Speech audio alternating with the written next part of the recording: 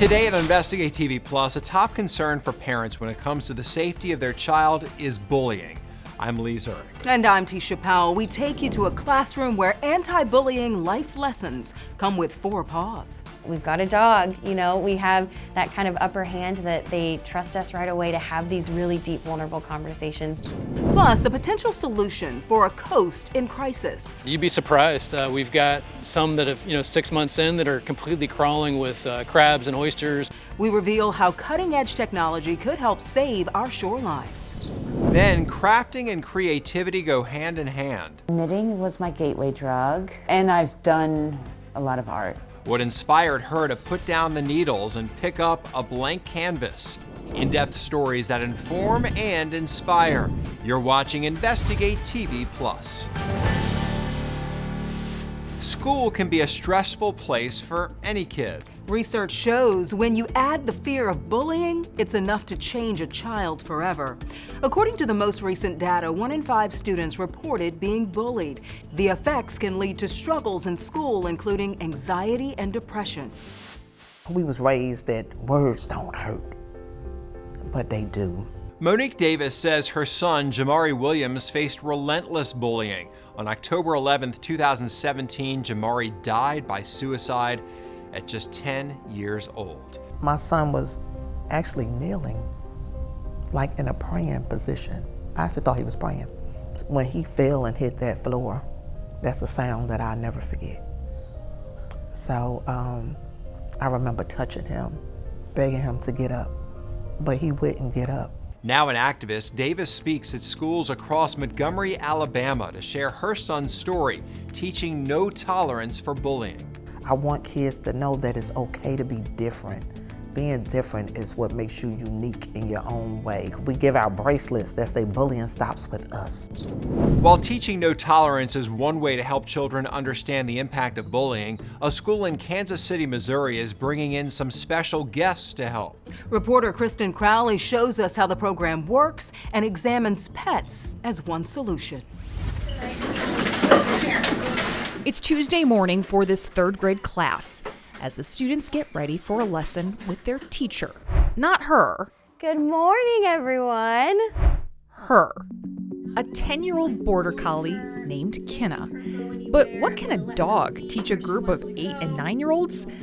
More than you might think. Be kind and caring. Kenna is just one of the trained companion animals that visit schools for week-long, 1-hour-a-day sessions called No More Bullying. She's part of Wayside Waifs, but Wayside Waifs isn't a specialist in early education or childhood development.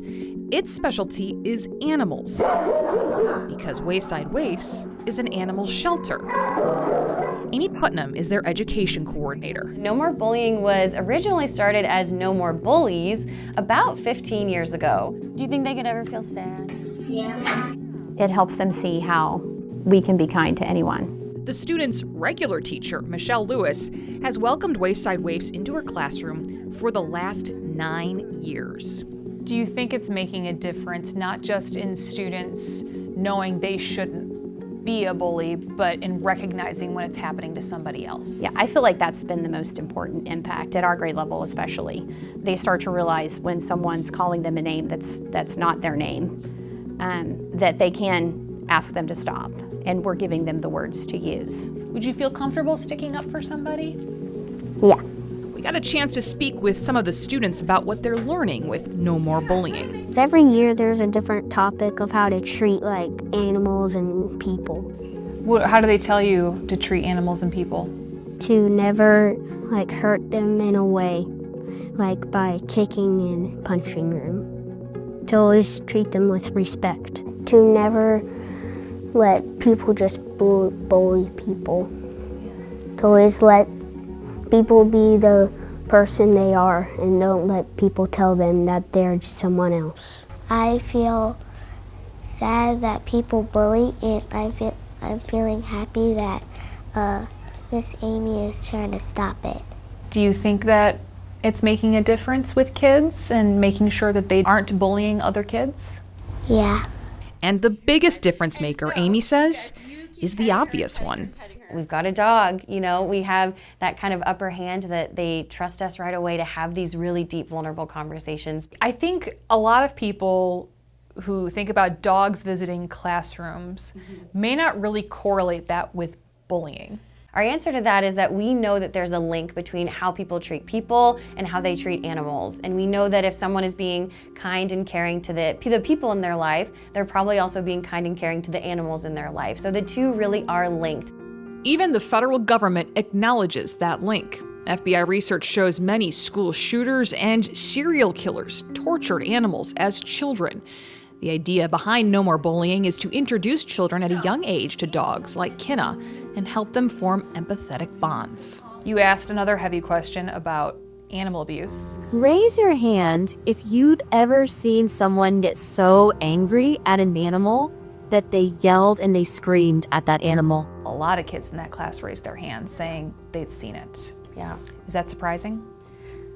I hate to say no, but no, it's not surprising. That's why the group says it's so important to educate these young kids now, before things like animal abuse become viewed as normal and violence becomes acceptable. How do you prove to people that a program like this works? In the 2018-2019 school year, we partnered with researchers at UMKC and we did a program evaluation. And we found that students were gaining empathy, self-respect, and self-management. We did the study again in 2021 to 22 and then 22 to 23, and we found the same results. So it does work. The program's also expanded from its start in Kansas City, Missouri schools to 40 other cities across the United States. And in July of 2024, it was named the Best Youth Humane Education Program by the Association of Professional Humane Educators. So I'm gonna go ahead and take her leash off. As the locations and accolades grow, Wayside Waifs also wants to grow its reach. We are in the process of piloting a middle school program, and hopefully down the line we'll have a high school version as well. With the dogs? Yes, with the dogs. Kinna. The most important part of a most important issue.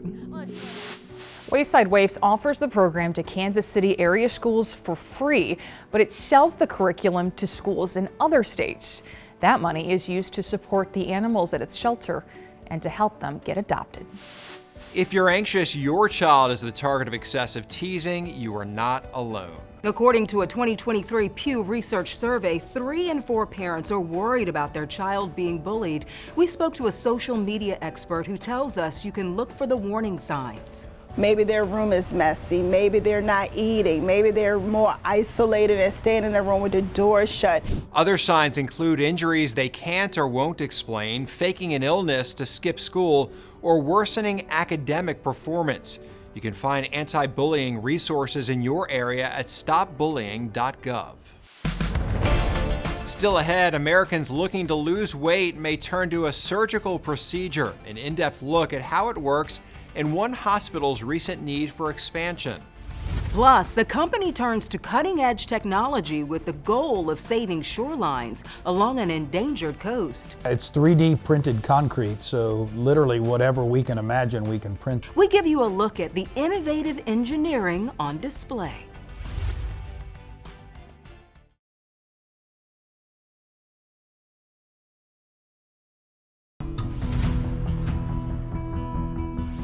Communities along the Gulf Coast are struggling to stay above water. One state particularly at risk, Louisiana. According to the National Oceanic and Atmospheric Administration, every year the Bayou State loses 25 to 35 square miles of coast, an area larger than Manhattan. The eroding coast could have far-reaching impacts. At the edge of southern Louisiana sits Port Fourchon, where experts say 15% of our nation's oil and gas supply is distributed to the rest of the country. As the state works towards solutions to stop or slow erosion, 2 companies believe they could have an answer. Reporter John Snell shows us how they use 3D printing technology to build up coastal reefs. Contractors install a new artificial reef near Grand Isle to mimic nature, a 3D printed material specifically designed to create new habitat for sea life. You'd be surprised. We've got some that have, 6 months in that are completely crawling with crabs and oysters. Leonard Nelson is co-founder of Natrix, which calls its product Cajun coral, a mix of cement and sand. On this day, the Cajun coral rolls out of an industrial yard in Amelia and onto a truck bound for the North Carolina Aquarium. These are tailored for the specific conditions of that site and for those specific wave conditions. There, it will be used to protect shoreline near a wetland area. So far, Natrix has shipped products to 11 states. Hawaii could be next. In Louisiana, the Coastal Conservation Association is about to build a 5th artificial reef with the product. It's 3D printed concrete, so literally whatever we can imagine, we can print this concrete to. They've used it to replace old oil and gas platforms that in some cases must be removed to comply with federal rules. Yet the platforms often lead to an explosion of sea life. Many sports fishermen see their removal as a loss of habitat. If we were to tear out an acre of rainforest, which is incredible habitat too, people lose their minds. But we tear out this perfectly good habitat in the marine environment and people don't seem to talk about it. CCA's David Cresson says their latest Cajun coral design brings to mind cypress stumps with little nooks and crannies where small organisms underwater attach to the concrete. The process injects the material through a series of needles into just the right parts of the mix, only in places where they want to form the reef. And these dosing pumps are injecting water into the dry bed to create the reef. The blue line is showing where we are injecting at the moment. These are control boards that we've developed that allow us to precisely control the rate of injection. That allows them to achieve the right shape, size, roughness, and strength for a specific project. This is the injection head. The action's happening inside the bed of dry mix, so we're injecting. No offense, this is kind of anticlimactic. Yeah, we get. But the action's happening in here. That's right. We get that a lot. But under the surface, it all takes shape. The excess material, which never got wet, simply falls off. We're able to separate the dry material relatively easily. So you can see the edge of the actual unit right there. Hollow areas cut down on the weight. We're able to tailor that to the bottom conditions and how much weight the soil can hold. That can be critical, especially along Louisiana's coast. In the past, some projects to install rocks failed because the rapidly sinking soil couldn't handle the weight of the rocks. The ability to reduce the footprint and accomplish the same engineering objectives with about 1/10 of the weight, that allows us to cut down on material usage, cut down on labor, cut down on equipment. So far, Nelson says they've created about 25 jobs. I think there's absolutely enormous opportunities for innovators and ecologists to work together, aside from this technology, to provide ways of building smarter, lighter, more biological. This drone video shows where Terrebonne Parish installed a 500-foot test section of Cajun coral in Pointe-aux-Chenes. It's still there after Hurricane Francine, although the Levee District does say it's still evaluating the long-term use as bank stabilization. We have to be smarter about how we use limited resources. I think Louisiana is a great example of that. And that was really fascinating. It was almost like buried treasure when he was digging the Cajun coral out of that manufactured concrete. It's so, just the technology and just the brains going behind that, just so fascinating. About 100 miles away, an organization uses something you discard at a restaurant to build up its barrier reefs. Recycled oyster shells make their way from restaurants to the banks of the indigenous community of Grand Bayou. This region, once sprawling with marshland, is now only accessible by boat. According to the Coalition to Restore Coastal Louisiana, recycled shells can help jumpstart an ecosystem. As baby oysters attach to the shells, it creates a living reef with fish and birds feeding off it. The oyster shell is the keystone organism of that reef, and it attracts a huge amount of diversity and abundance of species. The coalition says that process has unfolded in every spot where they've installed the recycled shells. Still ahead, we take you to a room full of felt. I just started with, fluff, and I'm making a dog. Hi there, doggy. We reveal what inspired this woman's passion for painting with fiber.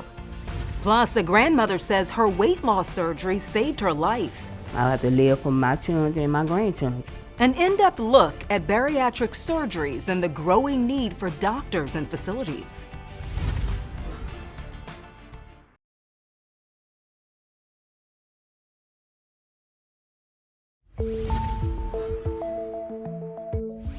Obesity is a problem in America as 2 in 5 U.S. adults are dangerously overweight. The CDC describes obesity as a disease that can cause many health conditions such as heart disease, type 2 diabetes, and some cancers. For some, losing weight isn't as simple as diet and exercise. That's when a doctor may recommend bariatric surgery. It's a category of surgeries where doctors modify the digestive system to regulate calorie intake. The most common is the gastric sleeve, a procedure that removes about 80% of the stomach. According to the Cleveland Clinic, it's widely used because it's relatively simple and safe with little risk for complications. A grandmother who struggled with her weight for many years says undergoing a bariatric surgery may have saved her life. Reporter Tan Trung shares her story and explains why one hospital's weight loss program is growing. For many years, Tamika Jones says she struggled with diabetes and her weight. She tried exercise, diets, and medications. Just couldn't do it no more, walking, because I was having problems with my legs and stuff, and I couldn't walk on my legs like I used to. This is Tamika before September 2023, when she underwent bariatric surgery at University Medical Center, New Orleans. This is Tamika after. Today, the 51-year-old grandmother from Gentilly says her mobility is better. So is her outlook on life. I have to live for my children and my grandchildren. Do you think this saved your life? Do you think this procedure saved your life? Yeah. And in terms of severe obesity or patients that would qualify for bariatric surgery, it's around 30 to 35%, which is higher than any other state in the country. Dr. Michael Cook is the director of UMC's bariatric surgery program, which began 6 years ago. It expanded, adding 3 doctors and opening a 16-bed area in the hospital. Dr. Cook says much like the recent demand for obesity drugs like Ozempic and Wegovy, more people are seeking bariatric surgery to address their worries with weight. Without any advertising, just by word of mouth, we very quickly grew to where there were thousands of patients seeking surgery, and we have a limit to the number of people that we can actually perform on. UMC performed about 400 bariatric surgeries last year. With this recent expansion, Dr. Cook says they expect to double that number next year. Whether they choose obesity meds or bariatric surgery, Dr. Cook wants patients to know work is required to maintain their ideal weight. So it's almost like quitting smoking. If you're not ready to quit, then you're not ever going to be successful. So if you're ready to make that full commitment, then we'll help you through the process. For Tamika Jones, walking through life has never felt better. According to the federal government, Medicare covers some bariatric surgical procedures if patients meet requirements. UMC New Orleans tells me private health insurance plans may have different requirements for coverage. Reporting in New Orleans, I'm Tan Trung. It's difficult to talk about weight loss without mentioning the explosion of injectable drugs. According to the Mayo Clinic, the drugs under the generic name semaglutide and tirzepatide work in your brain, gut, and pancreas to decrease cravings. They can also decrease stomach flow so the stomach gets full faster and stays full longer. Still ahead. It's fluff. You got to deal with a lot of fluff. Watch out for the wool. I love color. That's kind of my trademark. We take you to a studio where fluffy fibers fly and create vivid works of art.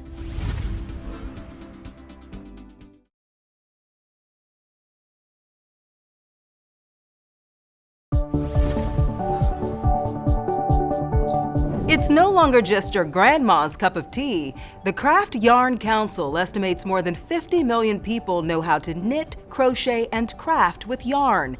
And it can be good for your health. A 2019 study from the Mayo Clinic found knitting later in life can decrease the likelihood of developing memory loss. A Vermont woman says her passion for fiber art started with knitting and has since grown into much more. Reporter Alyssa Borden shows us how.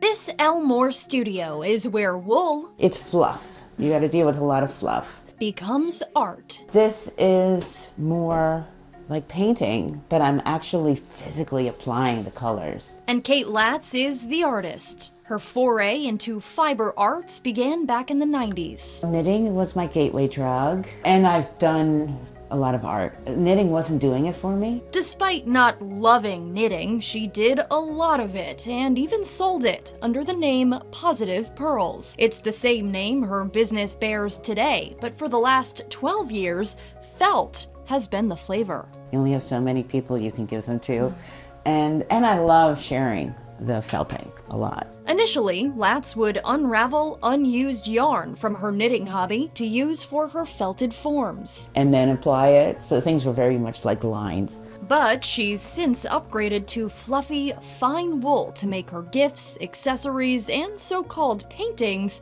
for Positive Pearls. I love color. That's kind of my trademark when I have my shows. People are like, that's what they see first, is just the color. There are two ways to get the wool to work. Needle felting, which uses a barbed needle to tangle wool fibers. And then I have needles, which is great for landscapes and blending.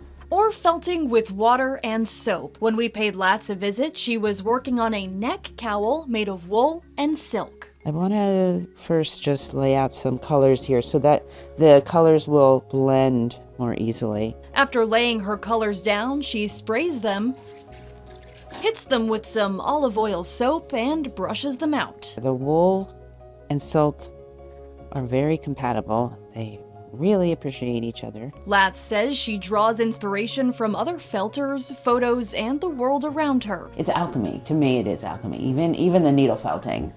I just started with, fluff, and I'm making a dog. Hi there, doggy. From fluff to felt, Positive Pearls is about woolen whimsy made in Vermont. Well, that's it for us on Investigate TV Plus. I'm Tisha Pell. And I'm Lee Zurich. Thanks for watching.